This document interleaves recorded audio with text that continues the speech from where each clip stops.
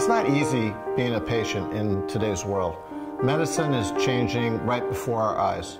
5 years ago, my wife Meg, at 48 years old, was diagnosed with breast cancer. And I saw how she was struggling, trying to come to a decision. All of a sudden, one day, she began to reach out to her friends and to family. She reached out to a friend of hers who had almost the exact same diagnosis as she had.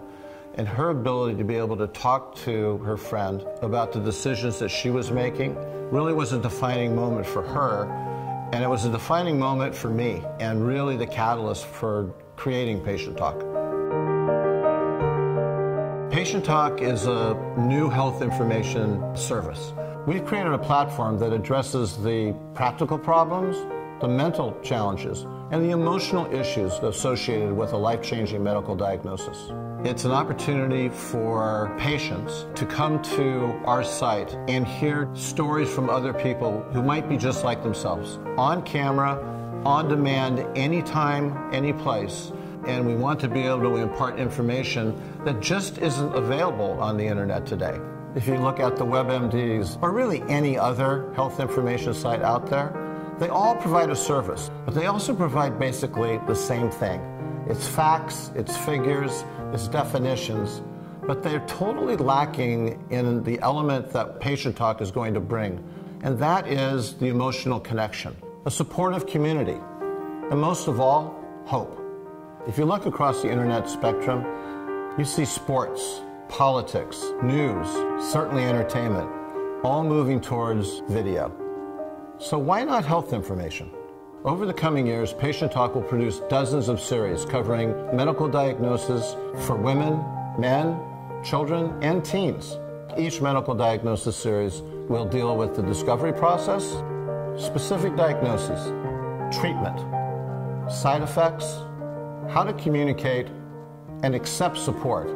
We call them our Patient Talk contributors. They're the real stars of Patient Talk. So let's take a minute and hear what they had to say. At 48, I was diagnosed with breast cancer. It changed everything. I kind of just went numb. What I was afraid of was that when I lost my hair, I would actually look like a cancer patient. And then my daughter said, "You have cancer. Are you gonna die?" And then I immediately said, no, mommy's not gonna die. My main goal was to get the cancer out. When we get to radiation, it is 7 weeks, but once you hit kind of like the 5-week mark, you kind of know you're at the end. I remember I asked if I could get a prescription for marijuana, and it worked. It was instant relief for me. And she said to me, "I just finished, a couple months ago, and I just want you to know that once the process is over, despite how you feel and how you might think you look, it passes." It's a sucky thing to go through, but you can do it with a smile on your face. You can do it with a lot of the resources that are out there, and then you end up on the other side, probably just as strong, if not stronger. At Patient Talk, we will also offer content featuring some of the top medical specialists in every medical diagnosis series that we produce.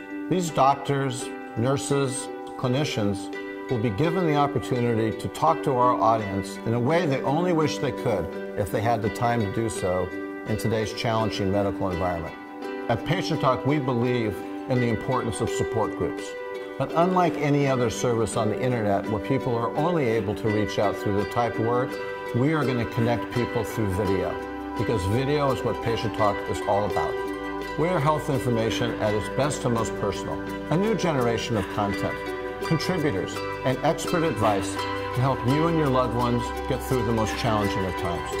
And best of all, at Patient Talk, all of our content, in addition to our support group services, will be offered for free. We are first and foremost about the patient. We will do everything that we can do to make you be the best patient you can be.